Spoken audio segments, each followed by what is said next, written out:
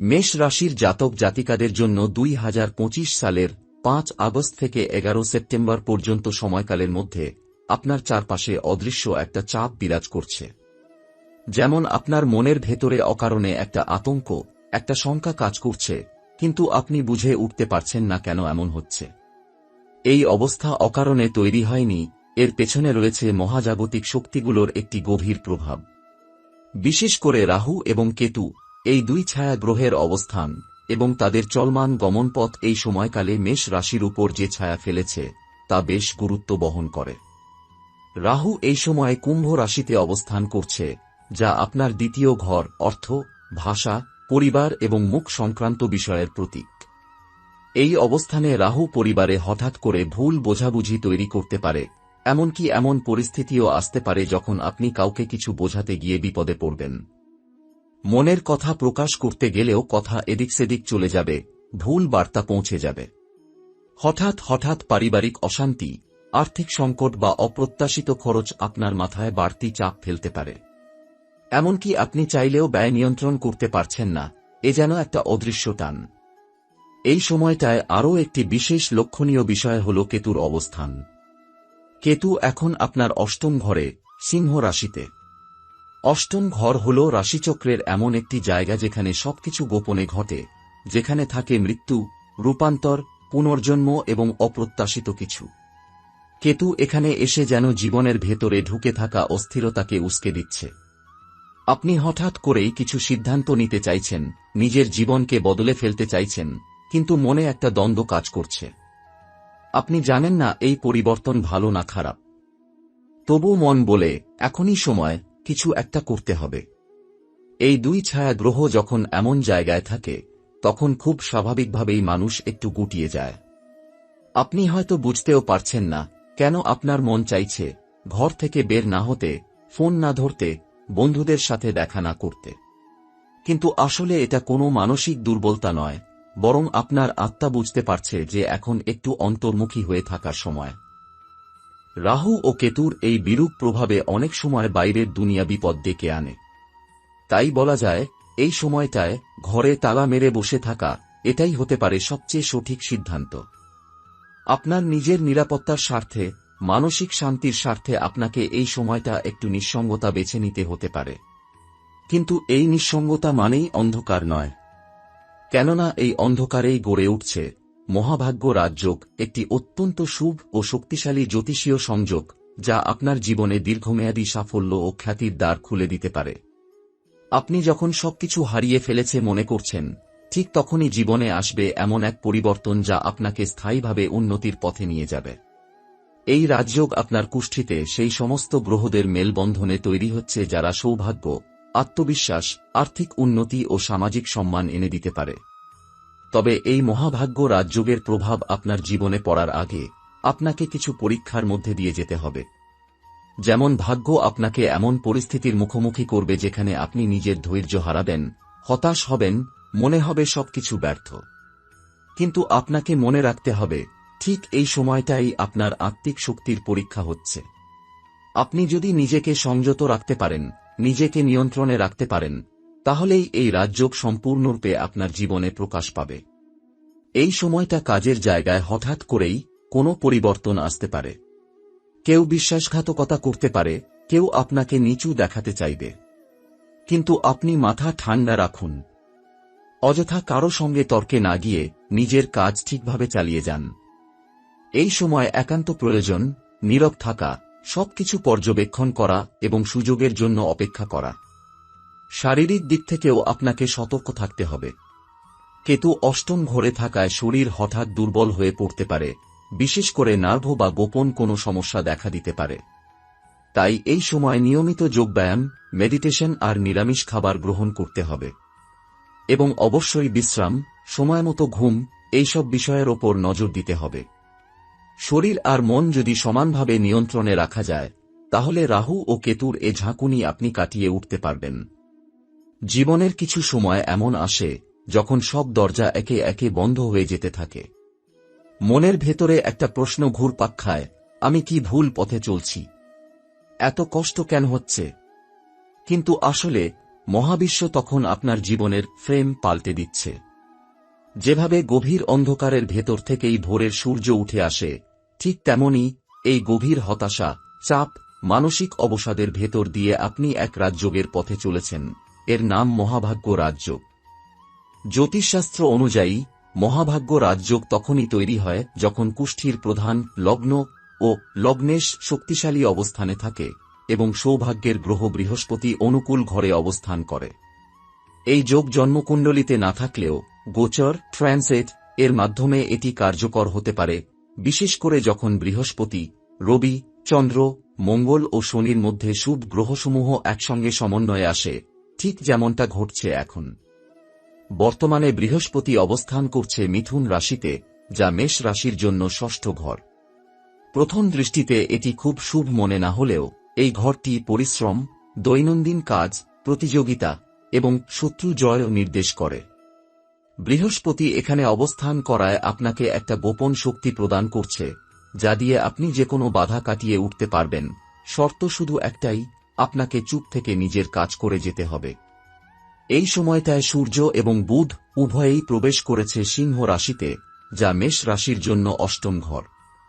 অষ্টম ঘর এক রহস্যময় জায়গা, যেখান থেকে পুনর্জন্ম, রূপান্তর, হঠাৎ লাভ বা ক্ষতির সূত্রপাত হয়। সূর্য ও বুধ এখানে এসে যেন আলো ফেলছে আপনার আত্মার গহীনে। তারা চাইছে আপনি বদলে যান। অতীতের পুরনো বিশ্বাস ভেঙে নতুন বাস্তবতা গ্রহণ করুন। এই অবস্থানই রাজযোগের দরজা খুলে দেয়। এমন সময় আপনি দেখতে পারেন কিছু পুরনো সম্পর্ক একে একে ভেঙে যাচ্ছে। যেসব মানুষকে এতদিন নিজের মনে করেছিলেন, তারা হয়তো ধীরে ধীরে দূরে সরে যাচ্ছে। কিন্তু ভয় পাবেন না। মহাভাগ্য রাজযোগ কখনো বিশাল চেনাজানা ভিড়ের মধ্যে গড়ে ওঠে না, বরং একাকিত্বের মধ্যেই এই যোগ তার বীজ বোনে। ঠিক যেমন অন্ধকার মাটির নিচে বীজ থেকে গাছ জন্মায়, তেমনি আপনাকেও কিছুটা সময় একা হাঁটতে হবে। এছাড়া রাহু যখন দ্বিতীয় ঘরে থাকে, তখন অনেক সময় অপ্রত্যাশিতভাবে অর্থ আসে, কিন্তু তার সঙ্গে কিছু বিপদও লুকিয়ে থাকে। আপনি হঠাৎ করে এমন কোনো আর্থিক সুযোগ পেতে পারেন যা আপনার অভ্যস্ত জীবনের বাইরে। মনে হবে এটা তো খুব সহজে হয়ে গেল, কিন্তু সেই সঙ্গে থেকেই যাবে ভয়, এটা কি সত্যি না একটা ফাঁদ। এখানেই মেষ রাশির আত্মসংযমের পরীক্ষা। আপনি যদি ধৈর্য রেখে সব দিক খতিয়ে রেখে এগোন, তবে এই রাহু আপনার জন্য এক আশ্চর্যদায়ক প্রাপ্তির দ্বার খুলে দিতে পারে। এই সময়টায় আপনি অনুভব করবেন যে আপনার কাজের প্রতি মনোযোগ বাড়ছে, একটা অভ্যন্তরীণ তাগিদ কাজ করছে, আমাকে কিছু করে দেখাতে হবে। এটাই রাজযোগের ডাকে সাড়া দেওয়ার সময়। এখন যা করবেন তারই ফল মিলবে আগামী 5-7 বছরের মধ্যে। কাজেই এখন যদি আপনি পরিকল্পনা করে সময়কে কাজে লাগান, তবে সেই ফল হবে বহুগুণ। বিশেষ করে যারা চাকরি, ব্যবসা, শিক্ষা বা বিদেশ যাত্রা নিয়ে ভাবছেন, এই সময় সঠিক প্রস্তুতি নেওয়ার উপযুক্ত সময়। কিন্তু সাবধান, রাজযোগের সময় মানেই সবকিছু ফুলে ফুলে ভরা থাকবে না। এটা এমন এক পরীক্ষা যেখানে সফল হতে হলে অন্ধকারের মধ্যেও আলো দেখতে জানতে হবে। আপনি হয়তো হঠাৎ করে মানসিকভাবে ভেঙে পড়বেন, নিঃসঙ্গতা অনুভব করবেন, নিজের ওপর সন্দেহ তৈরি হবে। এই সময় যারা টিকে থাকতে পারবেন, তারাই এই মহাভাগ্য রাজযোগের আশীর্বাদ পুরোপুরি পাবেন। এই সময়টায় আপনি যদি আত্মবিশ্বাস ধরে রাখতে পারেন, প্রতিটি প্রতিকূলতাকে চ্যালেঞ্জ হিসেবে নিতে পারেন, আর নিজের কাজেই মনোযোগ দিতে পারেন, তবে মহাশক্তির আশীর্বাদ আপনি নিশ্চিতভাবেই পাবেন। আপনি বদলে যাবেন ভেতর থেকে। আপনাকে কেউ চাইলেও আগের মতো দেখতে পারবে না। আপনার চারপাশে তৈরি হবে এক নতুন শক্তির বলয়, যা আপনাকে রক্ষা করবে, গড়বে এবং অনুপ্রাণিত করবে। তবে রাজযোগ সক্রিয় অবস্থায় থাকলে কিছু নিয়ম পালন করা উচিত। অহংকার থেকে দূরে থাকা, কৃতজ্ঞ থাকা, অহেতুক বিতর্ক না করা, এই 3টি বিষয় অবশ্যই মেনে চলতে হবে। কারণ এই সময় আপনার বলা একটি ভুল কথা বা করা একটি ভুল কাজ পুরো চিত্রটাই বদলে দিতে পারে। ভাগ্য যখন জেগে ওঠে, তখন আত্মসংযমই তাকে দীর্ঘস্থায়ী করে। এছাড়া এই সময় যেহেতু আত্মিক পরিবর্তন ঘটছে, তাই নিয়মিত প্রার্থনা, ধ্যান, সৎসঙ্গ ও পবিত্র চিন্তা আপনাকে দ্রুত উন্নতির পথে এগিয়ে দেবে। সকালে সূর্য ওঠার সময় 1 মিনিট আকাশের দিকে তাকিয়ে শুধু ভাবুন, আজ আমি বদলাব, আজ আমার দিন। এই 1 মিনিটের ভাবনাই আপনার পুরো দিন পাল্টে দিতে পারে। এই মহাভাগ্য রাজযোগ এক আশীর্বাদ, কিন্তু এটি শুধুই সুযোগ, নট গ্যারান্টি। এটি আপনার হাতে একটি চাবি দিচ্ছে, কিন্তু দরজা খোলা বা না খোলা তা নির্ভর করছে আপনার উপর। আপনি কি প্রস্তুত এই দরজার ওপাশে পা রাখার জন্য? মেষ রাশির জাতক জাতিকাদের জীবনে এখন এমন এক সময় চলছে যখন একদিকে যেমন মহাভাগ্য রাজযোগ তৈরি হচ্ছে, ঠিক অন্যদিকে রাহু ও কেতুর ছায়া তাদের জীবনের ভেতরে গোপনে এক অস্থিরতা তৈরি করে চলেছে। এই অস্থিরতা অনেকেই টের পান না, কিন্তু তা ধীরে ধীরে মানসিক শান্তি কেড়ে নেয়, সম্পর্ক নষ্ট করে, এমনকি জীবনে এমন কিছু সমস্যার সূত্রপাত করে যা সামলাতে না পারলে দীর্ঘমেয়াদী ক্ষতির মুখোমুখি হতে হয়।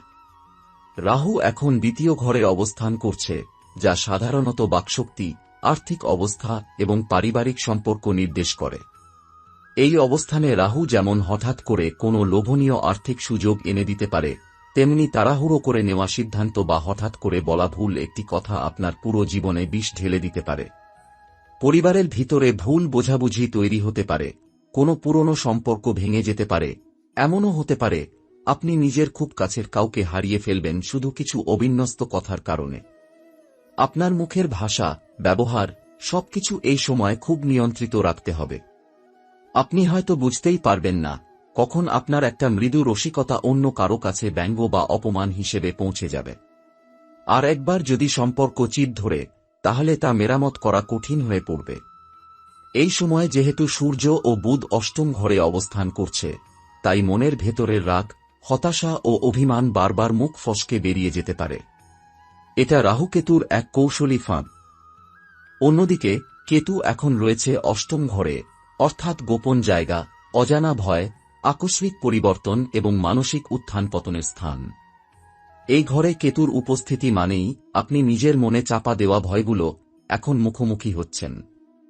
আপনি হয়তো হঠাৎ করেই অনুভব করছেন সবকিছু শেষ হয়ে যাচ্ছে, আমি আর কাউকে বিশ্বাস করতে পারছি না, বা আমার কিছুই ঠিক মতো হচ্ছে না। এইসব চিন্তা যদিও বাস্তব নয়, তবু মনে হবে একেবারে সত্য। এই সময় শারীরিকভাবেও আপনি দুর্বল হয়ে পড়তে পারেন। হঠাৎ করে শরীরে ক্লান্তি, অনিদ্রা, মাথা ঘোরা, পেটের সমস্যা কিংবা নার্ভ সংক্রান্ত জটিলতা দেখা দিতে পারে। বিশেষ করে যারা আগে থেকেই স্নায়বিক চাপ বা উদ্বেগে ভুগছেন, তাদের জন্য এই সময়টা মানসিক ভারসাম্য রক্ষার চ্যালেঞ্জ নিয়ে আসতে পারে। তাই এই সময় সবচেয়ে জরুরি হচ্ছে নিজেকে সচেতন রাখা। আপনি যখন বুঝতে পারবেন যে আপনার মনের মধ্যে কোনো অস্থিরতা কাজ করছে, তখনই থেমে যান। কাউকে কিছু বলার আগে দুবার ভেবে নিন। কোনো গুরুত্বপূর্ণ সিদ্ধান্ত নেওয়ার সময় একদিন সময় নিন, ঠান্ডা মাথায় চিন্তা করুন। আপনার চারপাশের পরিবেশও এখন খুব সহজেই বিষাক্ত হয়ে যেতে পারে, কাজেই কাকে বিশ্বাস করবেন, কাকে নয়, সেটা আপনি ধীরে ধীরে বুঝে চলুন। এই সময়টায় বিশ্বাসঘাতকতা হতে পারে যাদের কাছ থেকে আপনি কখনোই ভাবেননি। কারো মুখে হাসি থাকলেও ভেতরে কি আছে তা বোঝা কঠিন হয়ে যাবে। কাজেই বন্ধুবান্ধব বা সহকর্মীদের সঙ্গে খুব বেশি ব্যক্তিগত আলোচনা বা গোপন তথ্য শেয়ার না করাই শ্রেয়। বিশেষ করে আর্থিক বিষয়ে, ব্যক্তিগত দুর্বলতা বা ভবিষ্যতের পরিকল্পনা এই সময় কাউকে বলা উচিত নয়। আপনার ক্যারিয়ারে বা কাজের জায়গায়ও এই সময় কিছু চাপ তৈরি হতে পারে। সহকর্মীদের সঙ্গে মনোমালিন্য, সিনিয়রদের কাছ থেকে অপ্রত্যাশিত প্রতিক্রিয়া অথবা হঠাৎ করে দায়িত্ব চাপিয়ে দেওয়া, এসব কিছুই ঘটতে পারে। যদি আপনি নিজেকে নিয়ন্ত্রণে রাখতে পারেন এবং ঝামেলার মধ্যে না জড়িয়ে শুধু নিজের কাজটা করে যেতে পারেন, তাহলে এই সময়ের পর আপনি একটি সুন্দর অবস্থানে পৌঁছাতে পারবেন। এই সময়টায় যাদের সংসার, প্রেম বা বৈবাহিক জীবন নিয়ে জটিলতা চলছে, তারা একটু বেশি সতর্ক থাকুন। এই সময় হঠাৎ করে ভুল বোঝাবুঝির কারণে সম্পর্ক ভেঙে যেতে পারে। আপনি হয়তো মনে করবেন, সে তো আমাকে বোঝেই না, তাহলে থাকলেই বা কি। এই চিন্তা থেকে হঠাৎ বিচ্ছেদের সিদ্ধান্ত নেওয়া খুব বিপজ্জনক হতে পারে। কারণ এই সময় মন যা বলছে তা সব সময় বাস্তব নাও হতে পারে।